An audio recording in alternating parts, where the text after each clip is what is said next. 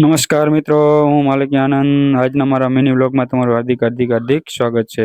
તો આજે આપણે સવારમાં ઉપડી ગયા હતા અમારા ખેતરમાં જઈને જ્યાં ગવાર વાવ્યો છે અહીંયા આપણે વિડીયોમાં જે આગળ દેખાડી દવા છાંટવાની હતી ને થોડીક મચ્છીનું પ્રમાણ વધુ એટલે દવા છાંટી દીધી ને પછી આપણે અહીંયાથી ઉપડ્યા હતા મૂડી જવા માટે. મૂડી આપણે જે થોડાક ડોક્યુમેન્ટ લેવાના હતા તો ઉપડી ગયા મૂડી ને પછી આવતા રહેતા ઘરે ને ઘરે આવીને આપણે એક પાર્સલ આવ્યું હતું. એ ભાઈબંધે આપણને ગિફ્ટ આપી હતી.